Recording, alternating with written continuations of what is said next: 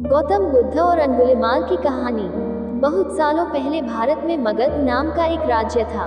वह राज्य बहुत ही संपन्न था। राज्य में एक सोनापुर नाम का गांव था जहां के लोग अपना सारा काम दिन में किया करते थे। लेकिन रात होते ही सारे लोग अपने घर के अंदर चले जाते और कोई भी रात के समय अपने घरों से बाहर नहीं निकलता था। लोग ऐसा बस एक ही कारण से किया करते थे और वह था अंगुलिमाल। अंगुलिमाल बहुत ही खतरनाक डाकू था जो लोगों को लूटकर मार देता था। वह लोगों के बीच डर बनाए रखने के लिए मारे हुए व्यक्ति की उंगलियां काटकर उसका माला बनाकर पहनता था। अंगुलिमाल मगध के एक गुफा में रहा करता था।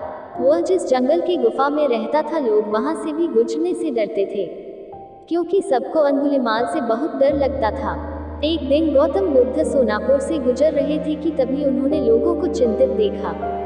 लोगों को इस तरह से परेशान देखकर गौतम बुद्ध ने उन सब से पूछा, क्या बात है, आप सब इतने डरे हुए क्यों हैं? ऐसे में लोगों ने महात्मा बुद्ध के सवालों का जवाब दिया, यहाँ एक डाकू अंगुलिमाल का बुरा प्रकोप है। वह लोगों को लूटकर मार देता है और उनकी उंगलियों को काटकर उसका माला बनाकर पहन लेता है। इसीलिए हमारे गांव के लोग बेहद डरे हुए हैं। अब आप ही बताएं कि हम क्या करें? अच्छा, ऐसी बात है, तो फिर वह अंगुलिमाल रहता कहाँ है? महात्मा बुद्ध ने लोगों से पूछा। ऐसे में एक व्यक्ति सामने आया और महात्मा बुद्ध को बोला, वह जंगलों में रहता है। जंगलों के अंदर एक गुफा है जिसके अंदर अंगुलिमाल रहता है। यह सब सुन लेने के बाद महात्मा बुद्ध अंगुलिमाल से मिलने जंगल की ओर चल पड़े। सोनापुर गांव के लोगों ने उन्हें रोकने की बहुत कोशिश की, लेकिन फिर भी वह नहीं रुके और जंगल की ओर चल पड़े। जैसे ही वह जंगल के पास जा पहुंचे तब अंगुलिमाल अपने गुफा में से निकलकर हाथ में तलवार लिए खड़ा हो गया। गौतम बुद्ध ने अंगुलिमाल को अनदेखा किया और आगे बढ़ चले। यह देखकर अंगुलिमाल बुद्ध का पीछा करने लगा। पीछा करते करते अंगुलिमाल जोर से चिल्लाकर बोला, ए सन्यासी, रुक जा। मैं तो रुक गया, तुम कब रखोगे? तुम अपनी यह हिंसा कब बंद करोगे? महात्मा बुद्ध ने कहा। ऐसे में अंगुलिमाल क्रोधित हो गया। फिर उसने गौतम बुद्ध से कहा, सन्यासी, तू मुझे जानता नहीं है। मैं इस राज्य का सबसे शक्तिशाली मनुष्य हूँ। मैं नहीं मानता कि तुम सबसे शक्तिशाली मनुष्य हो। गौतम बुद्ध ने कहा।